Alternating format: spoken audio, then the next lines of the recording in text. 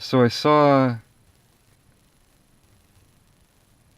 on the front page of Reddit today, I saw an article exposing this child sex scandal in Teldon, England, where I guess these child rape gangs were allowed to operate with impunity, like no local law enforcement was really intervening.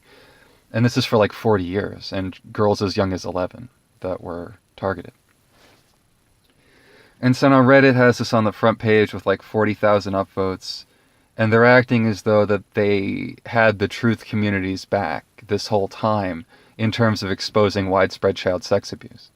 And it's like, give me a fucking break. Where the fuck were you during Pizzagate and all that shit? Reddit was the first, community to sort of jump on that as though they were all Penn and Teller and bullshit or something, and like, no way, no, that's none of your damn business, and I'll thank you to stay out of their personal affairs. And it's like, really? They're leaving these, like, emails for each other, these WikiLeaked emails about, like, kids in hot tubs and shit, and they're using this obvious code, and you don't even think that's worth prying into? No, stay out of their personal affairs. That's none of your damn business.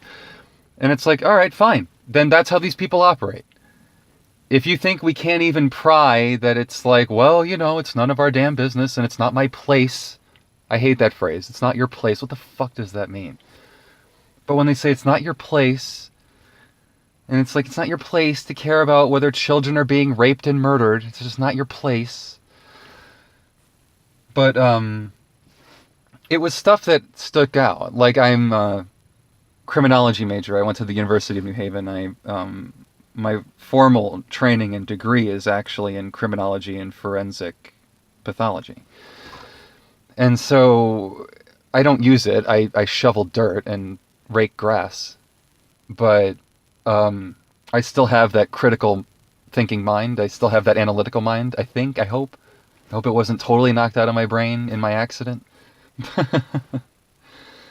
But it sticks out for you, where if it's WikiLeaked, I give you Julian Assange, in theory, could have sat there and typed all of those emails up himself. Who knows? It's one of those things where you can't trust anybody, trust no one.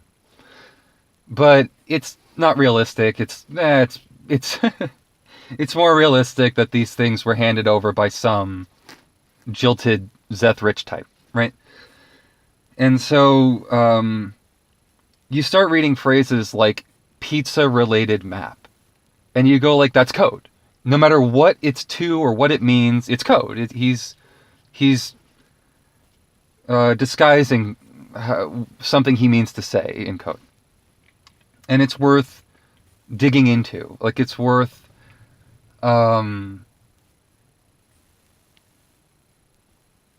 it's worth at least raising questions.